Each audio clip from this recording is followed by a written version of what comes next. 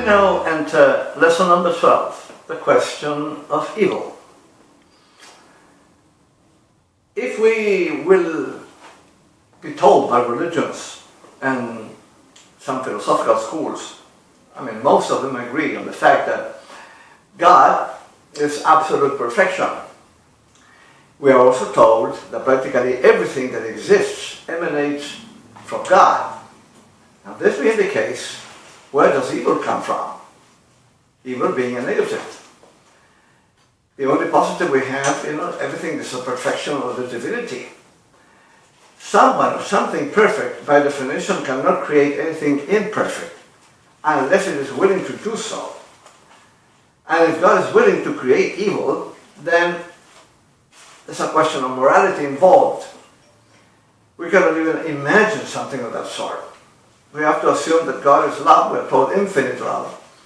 Therefore, it would be impossible for the divinity to somehow come up with something that is not perfect, number one, and second of all, that will be considered to be evil. There is an incongruence there that we need to deal with. What is this business that we call evil? In this lesson, we're going to try to clarify this from the point of view of theosophy. Why do we fall into evil to begin with? And what is it that we call evil?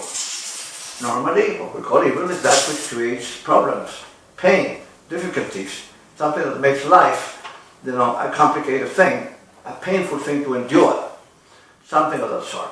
That is what we call evil. But sometimes we are told also that, pain is the greatest teacher in the school of life. And pain is brought forth by what we identify normally as evil. It is when we go through unfortunate things in life, created by the evil procedures or attitudes of others, that we learn lessons which represent our advancement. So what do we do in this particular case? We introduce something that is of a relative nature, and then we start considering evil as a relative. Is it reasonable to think in those terms? Because the history of mankind, especially during the last 2,000 years, has been written in blood, horror. Most of our wars, and they even continue to be, religious. This is the problem. The word religion comes from religare, which is Latin to unite or reunite. Therefore, religions that cause conflict with one another can never be considered religions. There are a bunch of dogmas that are being pushed. People are brainwashed through them, and then when those dogmas don't coincide with each other, what you have is a conflict that sometimes ends up in a pretty bloody war. This is history. It's not an opinion. So therefore we have to somehow resolve the question of evil. Somehow. To begin with, where did it start from? Now we are told in the Christian scripture, especially in the Genesis, that man had a fall as a result of, proceeding in an evil way. That is to say, contradicting some of the instructions presumably Adam and Eve received from the Lord. Well, the Genesis, considered to be read in a sort of direct way, in a literal way, is like has a level of Little Red Riding Hood. But the Genesis has a profound and very deeply esoteric meaning. It's a very important thing to remember. Okay, in accordance with the theosophy, where Adam is sort of the spiritual ego, is the soul, and Eve is a mortal temptation, essentially. The immortal part in us, which tempts the ego into proceeding in the wrong way, tempts the soul to proceed in the wrong way. Because of that, of course, the consciousness is threatened. The consciousness is, in the monad, as we all know, is something divine. We are not after divinity when we study theosophy or when we engage in any kind of spiritual practices of this of unfoldment of consciousness. We are after consciousness, essentially. Divinity we already have. It's a divine inheritance. We are within the divinity. Therefore, we are part of the divinity, and the divinity we're told is immortal and perfect. So in that sense, we have no problem. we are engaged or involved in an effort to unfold the consciousness of that divinity. Because the Logos, the divinity that reenacts the universe, the one that does the manifestation, has all the consciousness, all the divine consciousness that is possible to have, with all the power that that represents, and the beauty, and the wisdom behind it. It has all that, and that's divine consciousness. Now we are, as monads, have the same essence. Now what we don't have is the consciousness.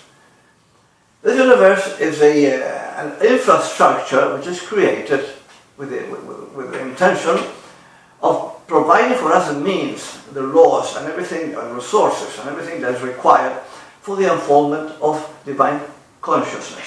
Divinity we have, consciousness is what we lack. So therefore, the conditions have to be set up. Suns for the energy, planets for the places where bodies will unfold, which will be occupied by monads, and then through them and the experiences that they afford, unfold consciousness. This is the idea, fundamentally. Now, this is all based on a principle which is fundamental to the universe, and it starts with the Big Bang, as we told you. We explained in the first class that the universe starts as what science today has confirmed to be an explosion. They call it in English the Big Bang, essentially. Now, when that happens, a unity splits in two. That creates, a polarity. The problem is that the center pulls back, whereas the will of the Logos pulls out. So therefore we have this tension created there by this polarity, negative, positive. This tension is of an electrical nature, and it constitutes what we are told is the primary and fundamental energy from which all other universal energies stem from. This is the idea. That is called Thohat by Madame Blavatsky in the Secret Doctrine. Now we have several, myriads really of electrical energies that send forth, with different applications, all of them, of course, because the universe is something that is very increasingly varied. So therefore, different types of energy are required for different things, obviously. Now, when that happens, of course, what we have is that anything that requires to be alive and in evolution requires this energy. So there has to be polarity. There has to be negative and positive, inevitably.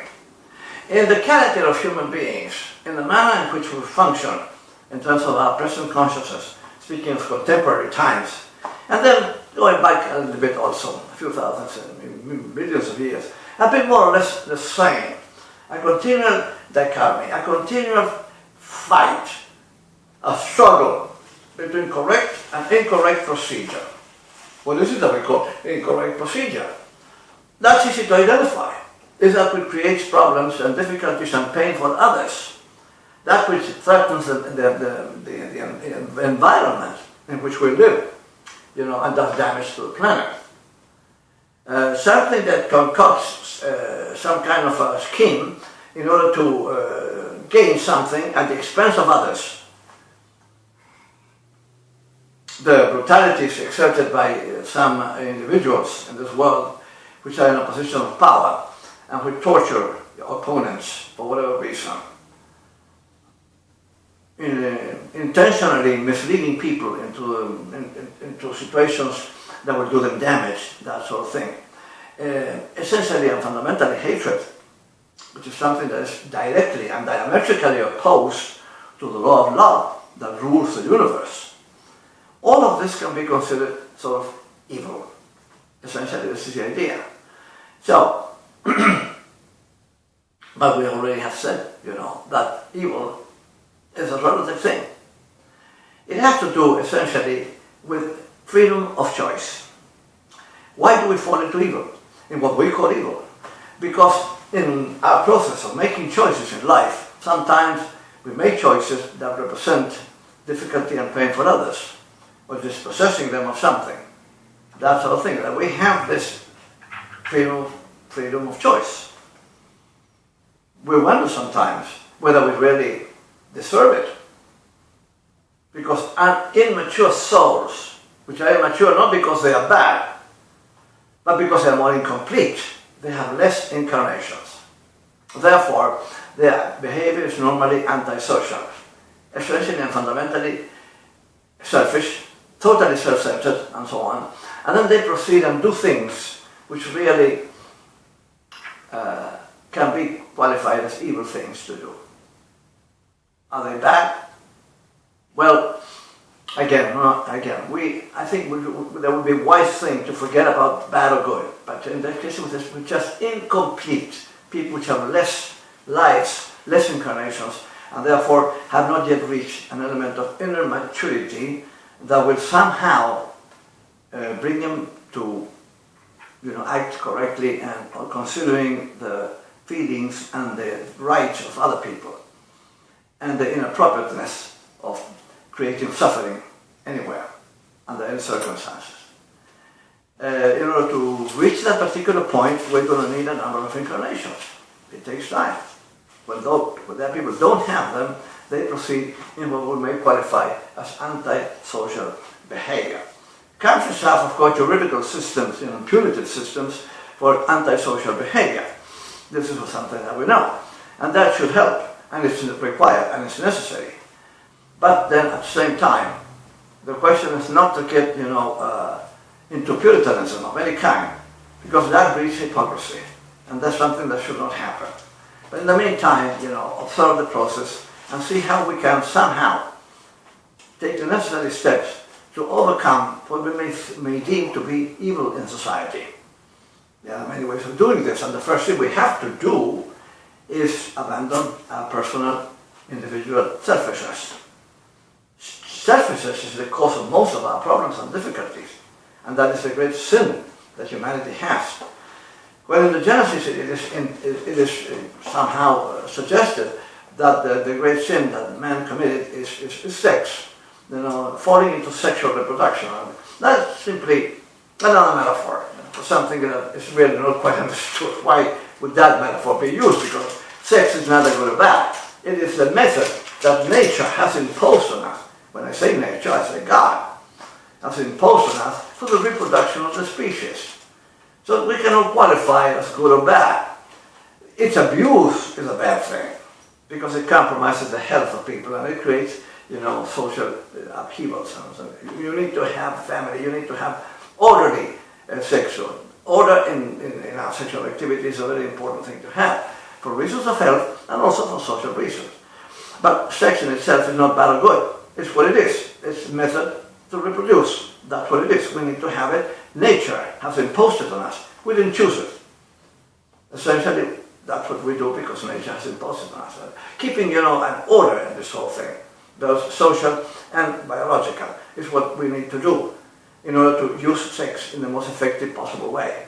Remember, that's not only a pleasurable thing to do, but it's also the fundamental point of the reproduction of our species. Without it, we could not continue to reproduce and humanity would come to an end. It is that important.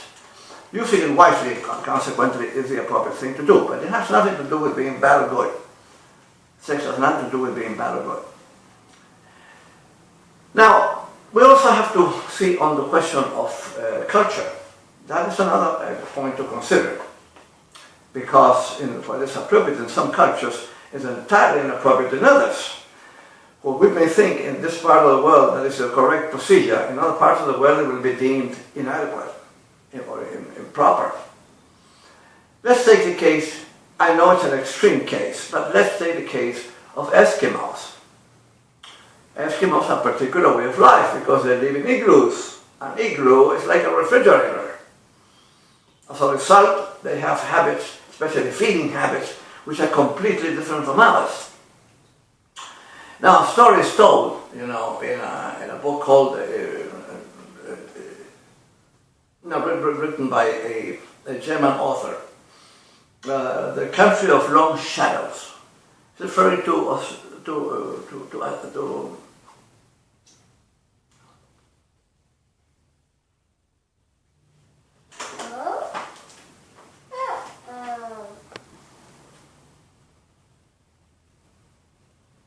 such is the climate in the state of Alaska.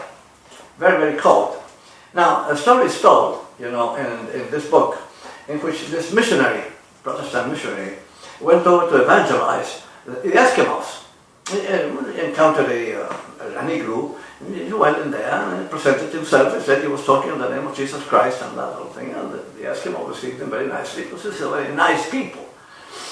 And then he invited him. I said, fine, you know, what you're telling me, it's okay. The guy didn't understand anything that the priest was saying. Still, he told him, listen, we're going to eat now, would you like to eat with us? So he sat down to eat with the Eskimo and his family. The food was rotten meat. That's what they eat, and with a lot of fat. That's what really keeps them going. It's the only food they have. That's usually meat from animals of the area, polar bears or whatever it is. And of course, you know, the missionary couldn't eat the meat, you know, because it stunk. So that was the first faux pas that he made. It was a mistake. You have to eat the meat. You have to eat what you're given when you are being hosted. But they didn't understand that. They said, I cannot eat this because, you know, it stinks. I said, okay, don't eat it. Then they told him, the Reverend, this is my wife here, you can spend the night with her. Now the Reverend went up the wall the moment he heard that. He said, this is very immoral, and started screaming at the guy. Now, he lifted a hand, you know, in order to, with the Bible and so on, and the Eskimo thought he was going to hit him, and hit him back first. The missionary fell down, hit his head against the ice, you know, and died. Now, the Eskimo tried to revive him. He was unsuccessful at that. So what he did is just, you know, got him out of the igloo, dig a small hole in the ice, you know, and buried him there. Now, when the police came over looking for him, for the man, you know, the Eskimo told him it's right there in the ice. They explained what had happened. I said, well, you know, he didn't eat the meat because he said it was rotten, but at least the worms were fresh, so I have no idea why he refused to eat them. Anyway, you know, I asked him to, you know, spend the night with my wife. We do that because people from the outside, you know, we don't have any kind of heater here, so, and it's an igloo, so it's dangerous for them. But the presence of another warm body, you know, would keep them. You know, so that's, you know. But he got very angry, and I thought he was going to hit me, and I hit him back. The story is not apocryphal. Apparently, Hans Resch, who wrote the book, you know, the concept of long shadows, you know, based himself on facts, on his own investigation of the life of Eskimos, that illustrates a point to what an extent a culture can be so different from another one, as to poise facts, you know, that are completely acceptable to them and are completely unacceptable to us, and vice versa, with different values. So it's not so easy to say, this is what is proper, this is what is good, and this is what is bad and improper. Very complicated too. There's relativity to it, depending on the culture and the conditions of life under which we find ourselves. So it's something that we need to take into account before we pass judgment on things that we consider to be improper in other cultures. To each his own. Live and let live is one of the tenets of theosophical philosophy. Very important, I think. Now, one of the problems that have been associated with evil and wrongdoing is selfishness, egoism, whatever you want to call it. Most of the problems we have had, especially in the last 2,000 years, when reincarnation was eliminated in the year 533 in a council in Constantinople, reincarnation was eliminated from the doctrines that the church taught. This was the worst thing that could have happened, because as a result of that, people started thinking that there's only one life to live, therefore I'm going to live it any way I can, you know, to enjoy it, because it's only one.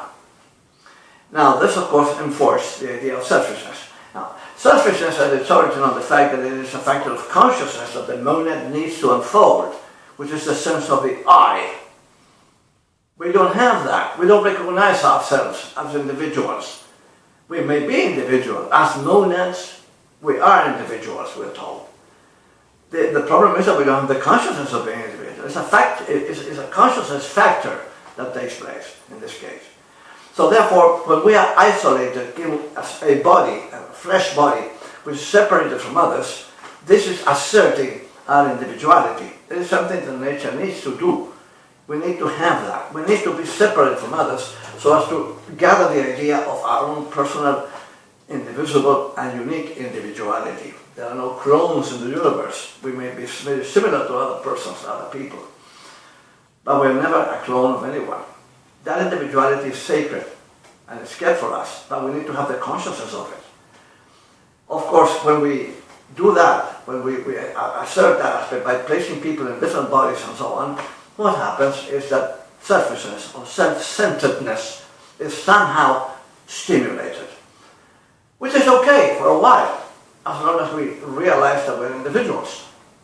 The problem is that then it becomes, a factor in life, and we start, stepping over other people in order to have our way. This is a selfishness that is destructive and inadequate, and it's also an ugly defect, an ugly shortcoming that we human beings have.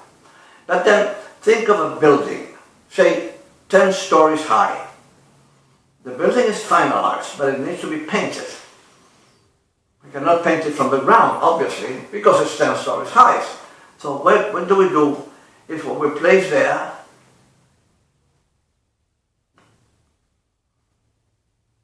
scaffolds. Scaffolds are an ugly thing. They are like, they're full of paint spots. They're usually dirty. You have these pulleys with these wires and so on, and then you have to put them there, bring them up, and that's the only way you can paint a building. And you have several scaffolds in front of the building, and the building looks very ugly. The scaffolds are required at that moment, at that particular phase of the construction, which is painting the building. So we need something ugly going on there. But once the building is painted and we remove the scaffolds, the building looks in all its beauty and splendor. No problem there. But the method to get there was not very pretty. Selfishness is like a scaffold we require for a while in order to assert our individuality. After a while, when this is attained, what we need is to get rid of the scaffold, get rid of selfishness, and then we will get rid of most of our problems. Practically every one of them is based on the fact that we act selfishly. Selfishly with respect to the interests of our country, maybe of our community, our city, or even, our family or whatever, at the expense of others. There's a price to pay for that, because that creates conflict and difficulty. The masters that gave us theosophy always emphasized the point, even in writing, with one of the early theosophists, Alfred Sinet, with whom they had personal correspondence. And they said very clearly what our chiefs want is once and for all the establishment of the fraternity, of the brotherhood of mankind. Why do they want this? Because they are perfectly conscious that in order to achieve a society, a world, where there is peace and prosperity and well-being for everyone, it's not a question of system, either religious or political. All systems, either religious or political, are very good. In theory, they are theoretically sound, no problem there. But we human beings don't follow them, even when we profess to believe in them, when we are part of them. We start people sometimes killing other people in the name of our system, because we think it's a better one. So that we betray the whole idea. We are betraying the principles on which systems are based. The idea is to see what effect will they have. If it's a good system, in theory, it should have a good effect, providing we follow them, we respect them, and follow their tenets and indications. In that particular case, the system will work. Socialism works in the North European countries, especially in Scandinavian countries, which are essentially socialist societies. It doesn't work in other countries of the world. We do not have the same civic maturity. And it is, the equality of misery, essentially, as Churchill used to say. It's not that socialism is bad. It's that for it to work well, we need the necessary civic maturity, which most countries in the world do not have. That's why it doesn't work in those countries, while it works very well in countries who do have that maturity, which is, in this particular case, in North European countries, especially, as I said, Scandinavian countries. We don't have conflicts such as the ones we are continually faced with. So we need to have another system, which is in this particular case a free market system, which is also brings about a lot of problems because, again, of selfishness. So eventually we pay the consequences.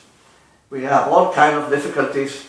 Sometimes markets fall down, and sometimes you get unemployment and misery and problems also because of the selfishness we conduct ourselves in the so-called free market systems. It's not that they're bad, it's that we make them bad because of the way we act, because we disrespect the fundamental principles which are in all religions and in most, political manifestos. Respect for others. That's what Benito Juarez, the president and the hero of Mexican independence, used to say. The respect for other people's rights is peace. He was very right. That's very true. But we don't respect other people's rights because we want to get whatever we want to get, and we don't care what's going to happen to the other side. When we go to a negotiating table, instead of listening carefully to the other side and see what their problem is, just to see whether we can help them solve that problem. Instead of doing that, what do? We state our position, and then we threaten the other side with war or whatever it is, if our position is not listened to and then agreed with. This is not reasonable. It creates a lot of problems. Sitting down on a negotiating table is something we do with other human beings who have more or less the same problems, the same needs, the same wants, the same hopes that we all have. So thinking about their problem first and seeing how to help it will well dispose the other side to help our problem. And we will come to a proper agreement and we will avoid a war. This is common sense. But we're not distinguished by common sense as human beings. In our present stage of evolvement, it appears that common sense is the least common of senses. If we want a better world, we're going to have to start applying common sense once and for all, and think a little bit of others, rather than thinking of ourselves only. The question of evil can be solved, providing we tackle the problem the proper way, providing we can identify exactly what needs to be done in order to avoid the pains, the difficulties, the unnecessary pain that goes around, and destruction, waste of resources and everything that accompany war and other horrors of that nature, which we can consider really very evil. However, take for instance the two world wars of the 20th century, First World War, Second World War, by the middle or less of the 20th century. Before those wars took place, hatred was a dominating note in Europe. Subjective, unjustified hatred between nations, between the French and the Germans, between the French and the English and the Germans, and the Poles and everything. Everybody in conflict. Everybody at each other's neck. The result was a very undeveloped continent, which eventually fell into a very bad war, First World War. And then, as a result of the fact in that war finishing, which was very inappropriate, you had a Second World War, which was technological and involved civilians and the destruction of complete cities. It brought Europe to ruin, economic and in every conceivable aspect. The European countries after the Second World War were demolished practically, not only Germany, most of the other countries as well. The economies were flattened. It was a disaster.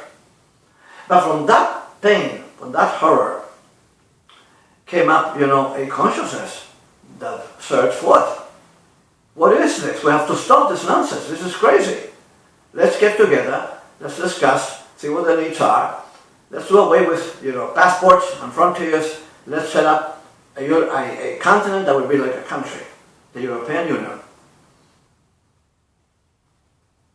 There's no need of a passport. If you're a Turk and you want to work in Germany or in Spain, you can do it. No problem. They have a common currency, as you know, the euro, and so on. And they reach a standard of living which is superior to that of the United States. It may be argued that lately they've been in financial problems because some countries were doing the wrong thing. Sometimes prosperity brings wrong procedures, But in general, once the Europeans understood through terrible pain and horror, once they understood that what really one must do is to cooperate and assist each other rather than hate each other, the whole thing worked admirably well. Now, it's a good example for the rest of humanity. Okay, that is the key. That is the beginning of the concept of fraternity. That initiates it. That's what the masters want. That it will be a fact eventually, of course it will be. But we should try to do it in such a way that will be the less possible pain. Because as far as Europe was concerned, especially the Second World War, the pain was unbelievable. The disruption of the whole societal structure was unbelievable. There were families that were completely disintegrated. Parents that never saw their children again. Children that never saw their parents again. Destruction all over the place. It was really a horror. Out of what? Out of nothing. Out of selfishness. Out of not considering the other. That needs to be, understood. Europeans understood it, and thanks to that now they have economic and social stability to the extent possible. Which is considerable in the case of Europe. They've reached a very good standard, without question. Not to worry about that. So, in our countries, you have less evolved. You have continual political conflict and all kind of immaturities going on, which people killing each other in the name of God, or simple sort of thing, happens as a result of brainwashing by people who don't believe in God, that will use the garb of priests and proclaim themselves as representatives of the divinity of this planet, and to get to the point of telling people to go and so on and put a bomb in that bus there because those children are not from our race and they're a problem. So the guy goes there and puts a bomb in and immolates himself, he kills himself also. Because they've been told that if they do that, paradise is waiting for them. Can we call that evil? Yes, I think we can. Not because of the results and the pain it brings. That's enough, of course. But because of the fact that it somehow interrupts and there is an objection to our unfoldment. That's a problem.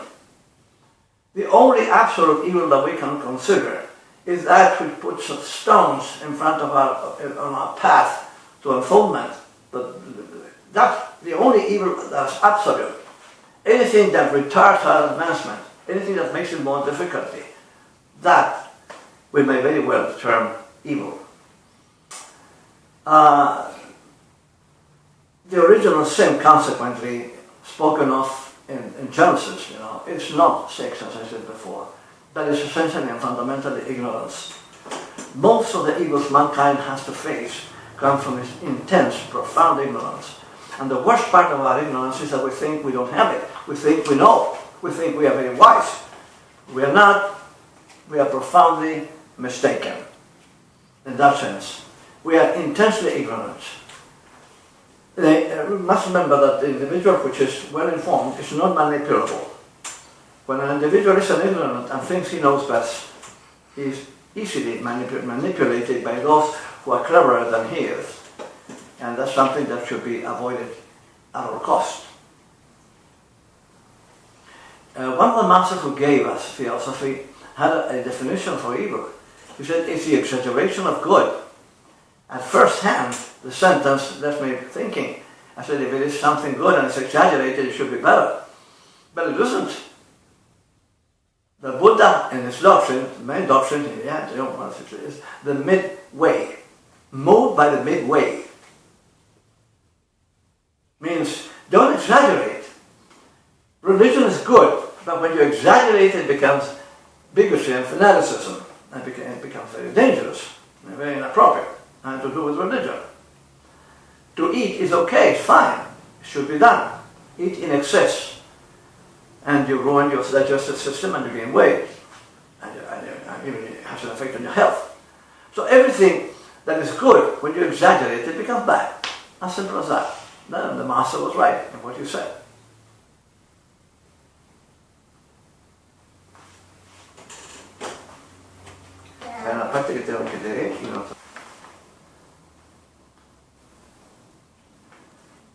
The Indian poet Rabindranath Tagore, who was also a great philosopher, had something interesting to say about evil. He used to say, we know that evils are like meteors, stray fragments of life which need the attraction of some great ideal in order to be assimilated with the wholesomeness of creation. When we look at the sky at night, do we not see how innumerable are the stars and planets that remain orderly, governed by natural laws? And do we not realize how few are the meteors which seem to break away and choose a wild course of their own? Yet even the meteors get drawn into the natural orbit of some law-obeying planet and are dissipated. And since we know ourselves to be in reality law-obeying citizens of the universe, can we not treat the meteors, that is, the evils in our own nature, as the temporary passengers they are, and remain serenely confident in the natural goodness of the spiritual ego, which knows how to deal with them? Those are words of wisdom. It's also quite important to remember that rather than spending one's time looking at one's own worst nature or trying to hide it from oneself, one should try to lift one's consciousness to a level where that nature cannot express itself. Peace comes when we accept the nature of the world, the nature of the struggle, with a selfless sense of detachment, wanting love to win the victory, not for us as individuals, but for all of humanity. Whereas we win small battles, competition turns to a cooperation, avarice to love, and that which was once considered good, but is now evil, is transmuted into present good as an aid to further growth. The question of evil can never be resolved until mankind reaches a point of inner maturity that will exclude anything that has to do with obstructing our advancement in the path of unfoldment. In another class, we will be speaking about the Devic kingdom, a kingdom that is mentioned in religions normally, but about which people know very little. It's an interesting kingdom, and we should know everything we can about angels. Are they true? Is it reasonable? Is it viable to assume that they exist? This we will discuss in our next lesson. Thank you very much.